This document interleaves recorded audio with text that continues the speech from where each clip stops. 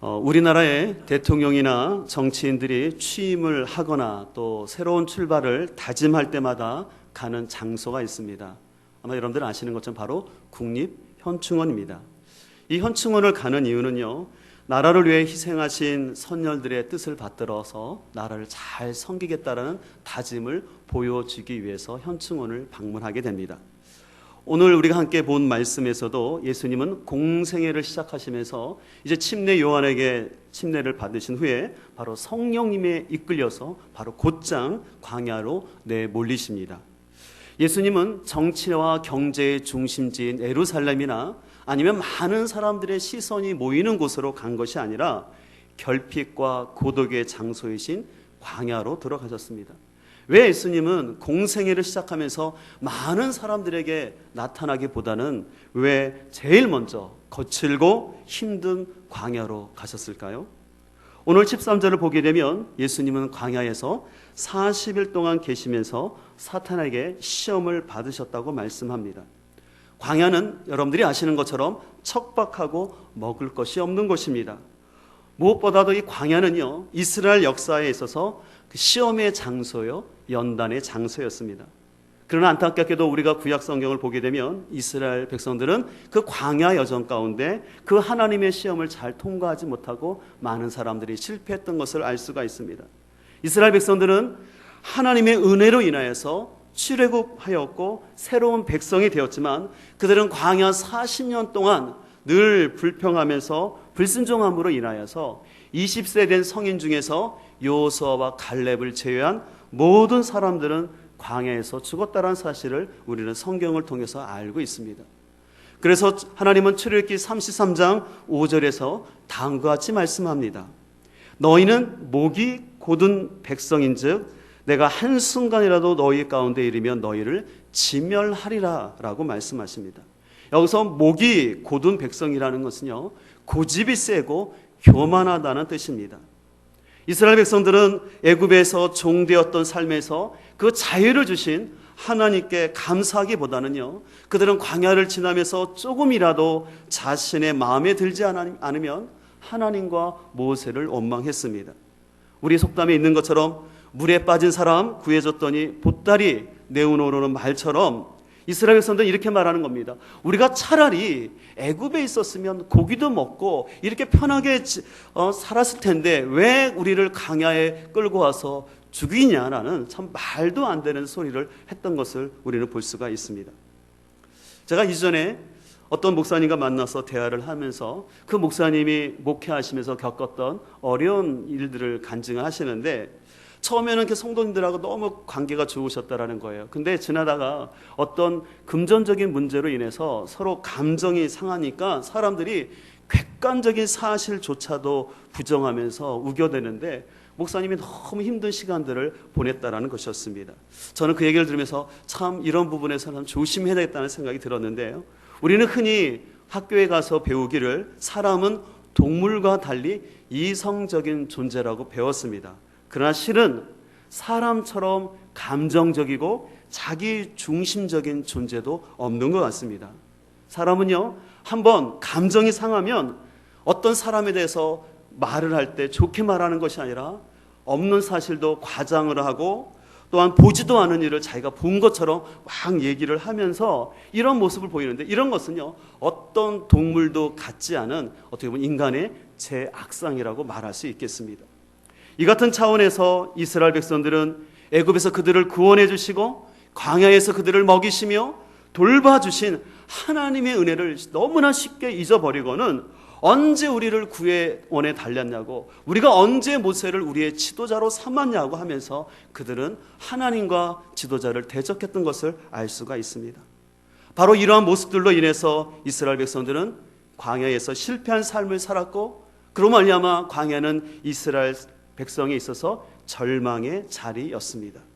근데 바로 성령님께서는 이런 실패의 장소였던 광야로 예수님을 몰아놓고 예수님은 그곳에서 결핍의 고통 속에서 사단의 시험을 받았다라고 말씀하고 있습니다. 오늘 본문 마가복음에서는 예수님의 광야 시험이 단 2절로만 기록되어 있지만 마태복음과 마가복음, 누가복음에는 좀 더 구체적으로 설명되어 있습니다. 그래서 이 시간 우리 앞에 자막을 보시고 마태복음 4장 1절부터 10절까지의 말씀을 우리 함께 읽도록 하겠습니다. 시작. 그때 예수께서 성령에게 이끌리어 마귀에게 시험을 받으러 광야로 가사 41일 밤낮으로 금식하신 후에 줄이 신지라. 시험하는 자가 예수께 나와서 이르되 내가 만일 하나님의 아들이거든 명하여 이 돌들로 떡덩이가 되게 하라. 예수께서 대답하여 이르시되 기록되었으되 사람이 떡으로만 살 것이 아니요 하나님의 입으로부터 나오는 모든 말씀으로 살 것이라 하였느니라 하시니, 이에 마귀가 예수를 거룩한 성으로 데려다가 성전 꼭대기에 세우고 이르되 내가 만일 하나님의 아들이거든 뛰어내리라. 기록되었으되 그가 너를 위하여 그의 사자들을 명하시리니 그들이 손으로 너를 받들어 발이 돌에 부딪히지 않게 하리로다 하였느니라. 예수께서 이르시되 또 기록되었으되 주 너의 하나님을 시험하지 말라 하였느니라 하시니, 마귀가 또 그를 데리고 지극히 높은 산으로 가서 천하 만국과 그 영광을 보여 이르되 만일 내게 엎드려 경배하면 이 모든 것을 내게 주리라. 이에 예수께서 말씀하시되 사탄아 물러가라. 기록되었으되 주 너의 하나님께 경배하고 다만 그를 섬기라 하였느니라. 아멘. 여기 보면 사단이 예수님을 시험했던 세 가지가 나오는데, 그것을 쉽게 세 가지로 말한다면 그것은 첫 번째로 물질적인 소유에 대한 것, 두 번째는 세상적인 명예에 대한 것, 세 번째로는 세상 권력에 대한 것이었습니다. 그래서 실은 제가 신학교를 갔을 때도 그런 얘기가 많이 있었어요. 선배들이나 또 교수님들이 하는 게, 여러분들이 이제 신학교 왔는데 여러분들이 목회 현장에 나가면서 여러분들도 조심할 것이 있는데, 특별히 20대와 30대에는 육체적 유혹, 다시 말해서 성적인 유혹을 잘 극복해야 되고, 또 여러분들이 40대가 50대가 되면은 세상적인 물질에 대한 것, 다시 말해서 돈에 대한 것, 60대 이후에는 명예와 권력에 대한 유혹을 잘 이겨야지만 성숙하고 훌륭한 목회자가 될 수 있습니다라는 말을 들었던 기억이 있습니다. 그런데 오늘 예수님께서는 이런 시험을 어떻게 이기셨습니까? 오늘 본문 여러분들이 보시면서 눈치를 채셨겠지만 4절과 7절, 10절을 보면 공통된 단어가 나왔습니다. 무엇이었습니까? 네, 그렇죠. 기록되었을 때 있습니다. 다시 말해서 하나님의 기록된 말씀으로 대응을 하는 것이었습니다. 특별히 오늘 예수님께서 이 사단에게 사용하신 말씀들은, 예수님께서 인용하신 말씀들은 바로 신명기의 말씀이었어요. 근데 여러분들 아시는 거죠? 신명기는 뭡니까? 광야 생활을 했던 이스라엘 백성들을 교훈하기 위해서 주신 말씀이었는데, 예수님은 바로 그 신명기의 말씀을 통해서 그 사단의 시험을 극복하고 있는 것을 볼 수가 있습니다. 우리가 아까 살펴본 것처럼 이스라엘 백성들이 광야에서 실패했던 이유는 바로 그들이 목이 곧은 백성으로서 그들이 고집과 의심과 불순종이었습니다. 반대로 이 광야에서 승리하신 예수님의 이유가 있다면, 예수님께서는 하나님의 아들이심에도 불구하고 낮아지셨고, 그리고 말씀에 순종하는 모습을 통해서 광야의 시험을 통과한 줄 믿습니다. 바로 이렇게 말씀에 순종하시는 예수님으로 인해서 오늘 본문 마가복음 13절을 보면 이렇게 되어 있습니다. 13절을 보실까요? 광야에서 40일을 계시면서 사단에게 시험을 받으시며 들짐승과 함께 계시니, 누가 함께 있었다라는 겁니까? 들짐승. 여러분 생각을 해보시죠. 광야에 있는 들짐승이 배가 고플까요? 안 고플까요? 배고파죠. 그러면 들짐승은 어떻습니까? 본능적으로 누군가를 해쳐서 먹으려고 했을 것입니다. 근데 오늘 이 들짐승은 가만히 있을 뿐만 아니라 예수님께 수종드는, 천사와 함께 수종드는 모습을 표현하고 있습니다. 우리는 여기서 생각할 것은, 예수님이 능력이 많으신 하나님이니까 이 들짐승도 알고 그냥 조용히 있었구나 하는 게 아니에요. 오늘 이 본문에서 말하는 것은 예수님께서 그 순종하심으로 말미암아 하나님 나라가 도래했고, 그 하나님 나라가 도래한 증거로서 그 사나운 들짐승들도 평화의 시대로 돌아왔음을 말하는 것입니다.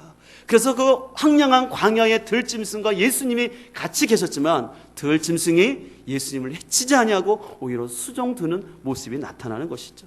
그렇기 때문에 실제로 이사야 11장 6절 이하에 보면 다음과 같이 말씀하고 있습니다. 우리 다시 한번 이사야 11장 6절 말씀을 한 목소리로 읽도록 하겠습니다. 시작. 그때 이리가 어린 양과 함께 살며 표범이 어린 염소와 함께 누우며 송아지와 어린 사자와 살찐 짐승이 함께 있어 어린 아이에게 끌리며 암소와 곰이 함께 먹으며 그것들의 새끼가 함께 엎드리며 사자가 소처럼 풀을 먹을 것이며 젖 먹는 아이가 독사의 구멍에서 장난하며 젖된 어린 아이가 독사의 굴에 손을 넣을 것이라. 내 거룩한 산 모든 곳에 해됨도 없고 상함도 없을 것이니 이는 물이 바다를 덮음같이 여호와를 아는 지식이 세상에 충만할 것임이니라. 아멘. 오늘 이 이사야서의 말씀은요, 바로 메시아가 오심으로 인해서 이 땅에 임하는 평화의 장면을 묘사하고 있는 것입니다. 그래서 이리와 어린 양이 함께 공존할 수 있고 어린아이가 독사군에 손을 넣을지라도 상하지 않고 이런 평화가 이루어진다는 것입니다. 근데 이 평화는 어떻게 임하냐면 바로 예수님이 오심으로 인하여 실현되어지고, 특별히 9절의 말씀처럼 여호와를 아는 참된 지식이 있을 때, 그리고 그 말씀에 순종할 때 이 평화가 임한다고 말씀하고 있습니다. 그래서 예수님이 이 땅에 오심으로 말미암아 진정한 평화를 우리에게 주신 줄 믿습니다. 그리고 예수님이 그 평화를 주시기 위해서 광야의 시험 가운데 말씀으로 먼저 순종하는 본을 우리에게 보여주셨습니다. 여러분은 이 세상을 살면서 평화하고 계십니까? 혹시 여러분들 중에 내가 세상적인 물질이나 권세가 없음으로 인해서 화가 나거나 속상한 적은 없습니까?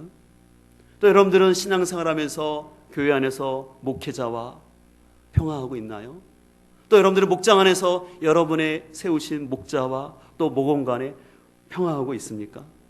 또 여러분들은 가정 안에서 부모님과 또 자식과 평화하고 있습니까? 여러분들이 아멘으로 대답했다면 참 귀한 것입니다. 그러나 혹 내가 거기에 대해서 잘 대답을 하지 못했다면, 그래서 내 안에 내적인 갈등이 계속해서, 그래서 내 안에 물질적이고 세상적인 것들을 소유하지 못함으로 인해서 갈등이 있고, 또 내가 사람과의 관계 싸움을 하고 있다면 그 사람은 지금 광야의 시험을 잘못 치르고 있는 것입니다. 하나님은요, 순간순간 우리를 테스트하십니다. 우리를 시험하는 것입니다. 그 사람의 성품이나 태도가 과연 가나안 땅에 들어가서 하나님 나라를 실현할 수 있는 공동체의 의식이 있는가? 아니면 이 사람은 아직도 애굽의 노예 근성을 버리지 못하고 피해 의식과 인지 왜곡을 반복하면서 하나님의 공동체를 시끄럽게 하는 사람이 아닌가? 우리가 이 광야의 시험을 잘 통과하면 가나안의 영광이 있지만, 이 광야의 시험을 통과하지 못하면 계속해서 우리는 이 광야에서 헤맬 수밖에 없고 끝끝내는 광야에서 죽는다는 사실을 우리는 잘 기억해야 합니다. 우리가 아는 것처럼 광야는 결핍의 장소입니다. 오늘날 많은 사람들이 부모로부터 받지 못한 사랑, 또 세상으로부터 따뜻한 환대를 받지 못한 그 경쟁 사회 속에서 많은 사람들이 결핍으로 인해서 사나운 들짐승이 되는 것 같습니다. 그래서 우리 한 주간 우리를 시끄럽게 했던 뉴스 중에 하나가 어린이집에 있었던 폭행 사건이었습니다. 아마 많은 분들이 보셨고, 특별히 애를 키우시는 분들은 아마 그 어린이집 교사가 아이를 때리는 모습을 보면서 너무나 깜짝 놀랐을 것입니다. 알고 보니 그분은 결혼도 얼마 하지 않은 신혼이었다고 그래요. 근데 그 신혼 부부가 무슨 그 안에 분노가 있길래 아이를 단순히 혼내는 게 아니라 주먹으로 아이의 머리를 그렇게 세게 때릴 수 있는지. 또 다른 영상을 보신 분들은 아시겠지만 어린아이들이 선생님이 때릴 때 그 피하는 방어 모습을 보면서 많은 사람들이 얼마나 선생님이 애들을 때렸으면 저런 포즈를 취할까라는 얘기가 나온 것을 볼 수가 있습니다. 아마 저는 그 선생님이 어떤 삶을 살지는 모르지만 분명한 것은 그 안에 분노가 있다는 것입니다. 자기 안에 있는 화를 통제하지 못하고 자기 조절하지 못하고, 또 이번에 아시는 것처럼 안산에서 끔찍한 인질 살해 사건이 있었는데 그 사건을 범한 사람 역시도 전혀 자기를 반성하는 표정은 없고 오히려 사람을 향해서 안 좋은 모습들을 보이는 것을 보면서 참으로 우리 이 시대가 너무나 오늘 본문에 나오는 것 들짐승보다 더 악한, 우리는 흔히 짐승보다 못하다라는데 아니에요. 오히려 사람이 더 짐승보다 못되고 더 험악한 이 시대를 살고 있는 것을 볼 수가 있습니다. 근데 저는 그것이 뭐냐면 결핍이라고 생각합니다. 그러나 우리가 한 가지 기억할 것은 비록 광야가 결핍의 장소이지만 우리는 그 결핍 때문에 오히려 더 하나님의 음성을 들어야 할 줄 믿습니다. 여러분들 광야는 말씀드린 것처럼 미드바르라고 하는데 이 미드바르는 다바르라는 단어에서 왔어요. 근데 이 다바르라는 단어는 어떤 뜻이 있냐면 바로 말씀이 임하는 곳이라는 뜻이 있습니다. 우리 자막을 좀 보여주세요. 네, 그래서 이 광야는 아주 역설적인 거예요. 아주 거칠고 황량하고 아무것도 없는 곳이지만 오히려 그곳 때에 하나님의 말씀이 임할 수 있는 곳이 광야라는 것입니다. 그렇습니다. 우리가 이 광야 같은 삶에서 승리하는 비결은 결코 풍요가 아니라 이 하나님의 말씀을 듣고 그 말씀에 순종하는 삶이 이 광야의 삶에서 승리하게 될 줄 믿습니다. 인간의 욕망은요 끝이 없어서 아무리 풍요가 주어져도 조금만 가면 만족하지 못하고 비교하고 불평하는 것을 볼 수 있습니다. 이스라엘 역사를 보면 잘 알 수 있지 않습니까? 이스라엘 백성들은 출애굽한 다음에 물이 없었을 때 하나님께 원망했습니다. 하나님께서 그래서 무리바에서 물을 주셨어요. 또 그들이 먹을 것이 없다고 그랬습니다. 그래서 만나를 주셨어요. 그럴 때는 그들은 그 만나를 보면서 꿀같이 달다고 좋아했습니다. 근데 얼마 지나 않아서 그들은 뭐라고 하나님께 대항했습니까? 우리가 이 박한 음식을 싫어한다라고 하나님께 불평했던 이스라엘 백성을 보는데 그건 비단 이스라엘의 백성뿐만 아니라 우리 안에도 있는 모습이라는 것입니다. 근데 바로 예수님께서는 이런 상황 속에서 이 결핍의 장소인 광야 가운데 하나님의 말씀으로 대응하면서 이 광야에서 승리하셨던 것을 오늘 본문은 말씀하고 있습니다. 그래서 오늘 예수님께서 이 공생애를 시작하시면서 바로 이스라엘 백성들이 실패하셨던 그 광야로 들어가셔서 똑같은 결핍의 상황 속에서도 하나님 말씀으로 대항하심으로 인하여서 우리에게 구원의 길을 열어주신 줄 믿습니다. 우리도 살다 보면 원 가족으로부터 받은 상처와 결핍이 있습니다. 또한 우리는 살아가면서 공의와 정의가 사라진 사회 속에서 우리 정치 현실 속에서 참 어려움을 느끼기도 합니다. 또 요즘 연말 정산과 관련해서 부자는 감세의 혜택을 누리지만 가난한 서민들이 더 세금을 내야 하는 참으로 불공평하고 결핍의 상황 속에 있는 것을 볼 수가 있습니다. 제가 자료를 하나 보일 텐데 지금 보여드리는 자료는 YTN에서 나왔던 자료였는데요. 지난 정부부터 우리나라에서 그 세수가 어떻게 확보되는지를 13년도과 비교했더니요. 우리나라에서 많은 부를 한 60% 이상의 부를 차지하고 있는 대기업에서 내야 할 법인세는 오히려 깎아주고 오히려 깎아준 만큼 서민들, 다시 말해서 근로소득자들의 세금을 더 많이 거둔 것을 볼 수가 있습니다.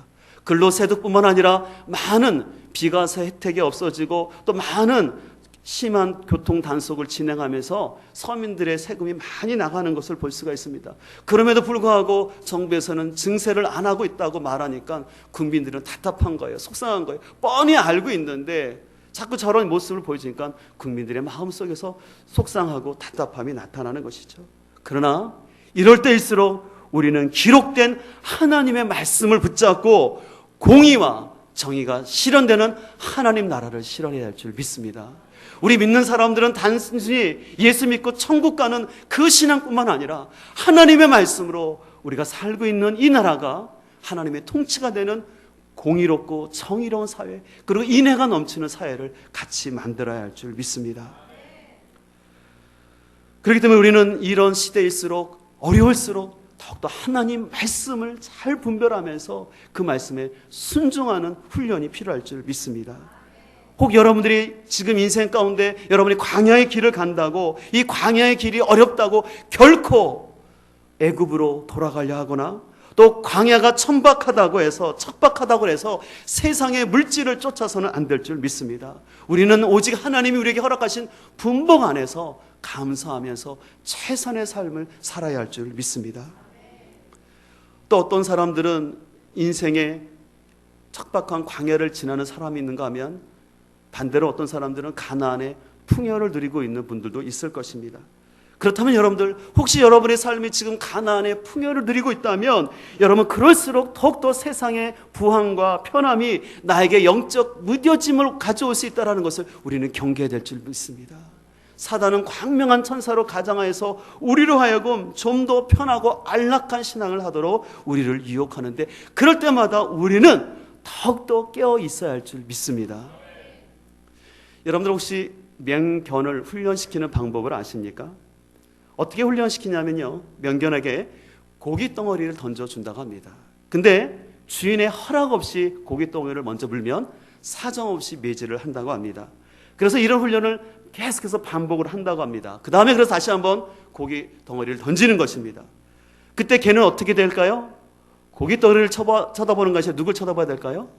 그렇죠. 주인을 쳐다보고 주인이 명령하면 그것을 물어요. 그러면 통과한 거예요. 근데 이때도 깨닫지 못하고 주인을 먼저 바라본 것이 아니라 고기를 덥석 물면 어떻습니까?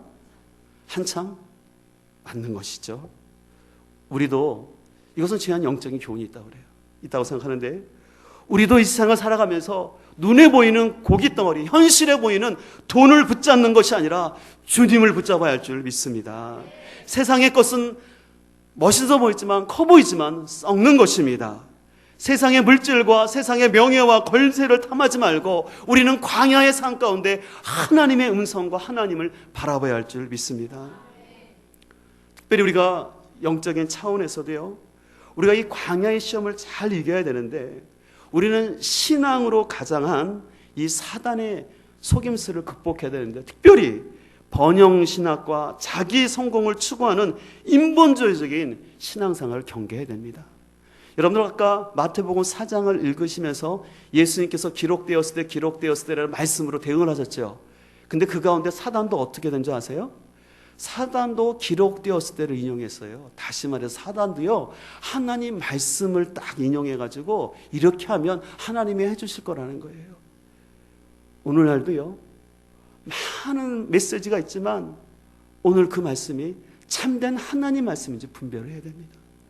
오늘날 광명한 천사로 위장하여서 오늘날 사단은 광야 길이 아닌, 십자가의 길이 아닌 우리로 하여금 넓고 편한 길을 가라고 합니다.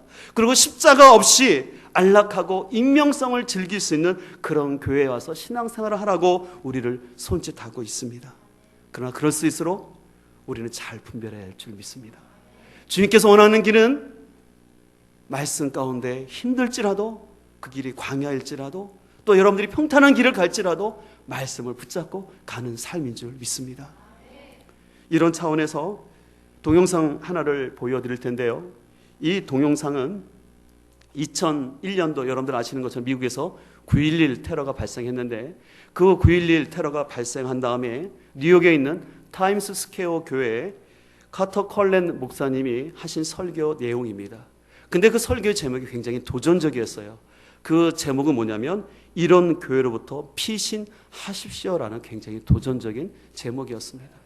그래서 잠깐 보여드릴 텐데 여러분들이 이것을 잘 보시면서, 특별히 나오는 자막들을 잘 보시면서 우리의 신앙을 잘 분별할 수 있기를 소망합니다. 영상 보여주시죠.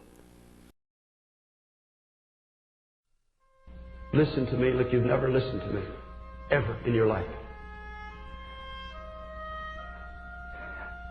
We have got to lay our lives down for the purposes of God. This is not a Sunday school picnic, the Church of Jesus Christ. This is not an invitation to have continuous good times. This is a war for the souls of men. Come out from among them. Run for your life. Because this is about your life. It's not just about an opposing theology or conflicting viewpoint on Jesus. This is about your life.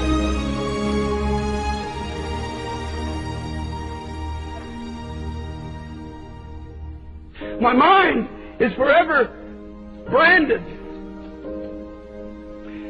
with the story that I heard of police officers from the city of New York.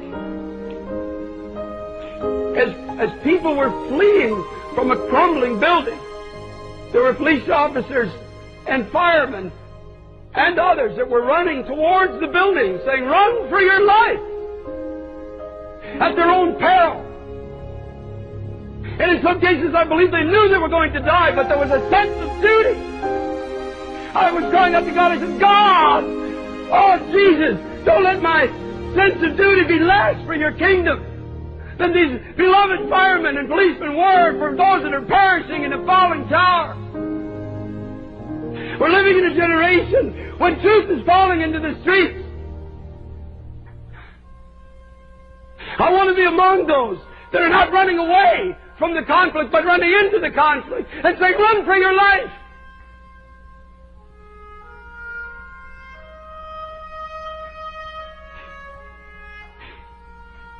Run from gospels that focus only on success and prosperity. Run! Run from those who use the name of Christ only for personal gain. Run from those that are picking your pocket in the name of Jesus. Run! Run from gospels that only focus on self-improvement. Run!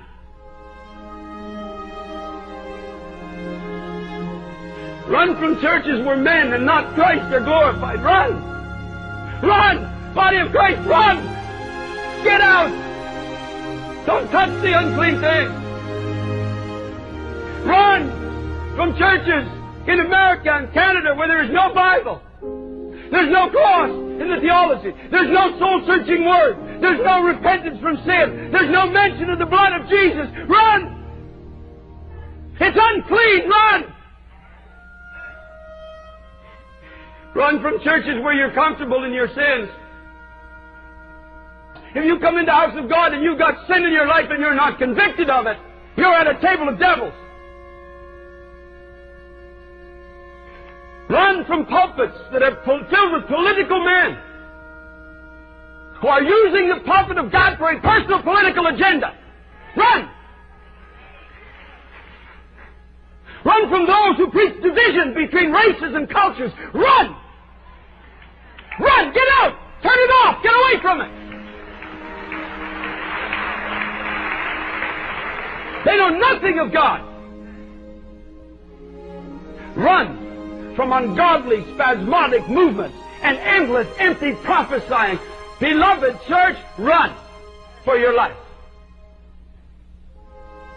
Run from preachers that stand and tell stories and jokes. Run like you've never run before. Run! Run! Run!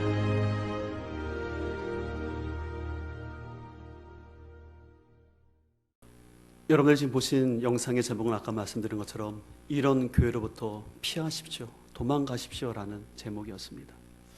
저는 목회자로서 이 영상을 보면서 우리 조국교회의 현실을 바라보면서 좀 다시 한번 저희 목회자의 삶을 뒤돌아보면서 우리 교회가 참으로 건강한 교회가 되기를 소망합니다. 오늘 목사님이 설교하면서 런이라는 단어를 외쳤는데 벗어나라는 것입니다. 도망가라는 것입니다. 무역센터가 무너질 때 사람들이 자기 생명을 살리기 위해서 도망치듯이 이런 교회로부터 도망치라는 저 목사님의 메시지가 너무나 안타까운 현실이었습니다. 오늘날 교회가 사람들에게 위로와 진리를 선포하고 진리 안에서 자유케 되는데 오히려 사람들이 그 교회의 부정함으로 인해서 교회를 떠나가고 심지어는 이런 설교가 나오는 이 현실에 대해서 우리는 무한한 책임의식을 가지고 우리는 다른 사람을 탓할 것이 아니라 우리 스스로 깨어있지 않으면 우리들도 저 설교에 나왔던 그런 교회가가 될 수 있다는 것을 우리는 명심하고 깨어있어야 할 줄 믿습니다. 우리가 좋은 교회를 만들 수 있도록 우리 성도들이 깨어있어야 할 줄 믿습니다. 목회자뿐만 아니라 성도들이 바른 말씀 안에 있어야지만 건강한 교회가 될 줄 믿습니다. 혹이라도 제가 잘못된 메시지를 전하거나 잘못된 목회를 하고 있다면 저에게 와서 얘기를 해 주십시오. 그러고도 제가 안 된다면 저는 그렇게 말할 수 있습니다. 여러분들이 떠나십시오. 여러분의 생명을 살리고 신앙의 길을 갈 수 있는 그 교회를 찾으시기를 바랍니다. 그래서 우리는 이 시대 가운데 건강한 교회를 꼭 세워가야 할 줄 믿습니다. 우리는 광야의 시대 가운데 화려하고 크고 멋진 것을 추구할수록 사단의 위험에 빠질 수 있다는 것을 잘 기억하고, 결핍과 외로움의 장소이지만 우리에게 말씀하시는 그 주님 붙잡고 나가야 할 줄 믿습니다. 또 개인적으로 여러분들에게 권면을 드린다면, 여러분들 안에서 내가 피하고 도망가야 될 것은 없는지 살펴보기를 원합니다. 혹시 여러분 안에 자기 아집과 또 물질적인 욕심이 있다면 여러분들 거기서 벗어나고 도망갈 수 있기를 소망합니다. 우리는 도망 나와야 합니다. 부정적인 생각과 불평과 불순종으로부터 도망 나와야 할 줄 믿습니다. 우리는 무엇보다 목숨을 걸고 도망 나와야 되는데, 그것은 복음을 가장한 기복지와 번영 신학으로부터 우리는 도망 나와야 할 줄 믿습니다. 우리는 우리 예수님께서 이스라엘 백성들이 실패했던 그 광야로 다시 들어가셔서 철저히 말씀에 순종하심으로 말미암아 우리에게 구원을 주신 것처럼, 우리는 이 세상의 길을 쫓지 아니하고 주님의 말씀을 붙잡고 순종하며 나가길 소망합니다. 그럴 때 우리를 너무나 잘 아시고, 그래서 우리를 불쌍히 여기셔서 목자 없는 양처럼 우리를 여기시고, 또 줄여 있는 백성들을 보기셔서 그 빈들에서 5,000명, 4,000명을 먹이시고 풍성하게 남기셨던 그 주님의 은혜가 있을 줄 믿습니다.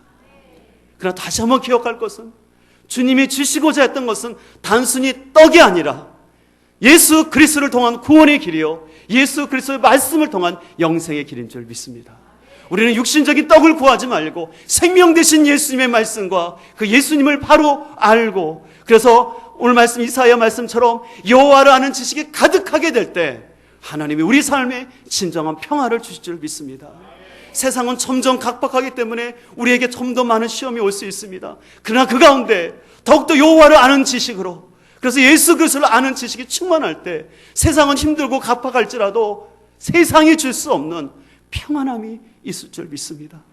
그래서 그 평안함을 가지고 그 복음의 능력으로 인하여서 우리 가정 가운데, 우리 직장 가운데, 우리 공동체 가운데 소망이 되는 우리들의 삶 되기를 간절히 소망합니다.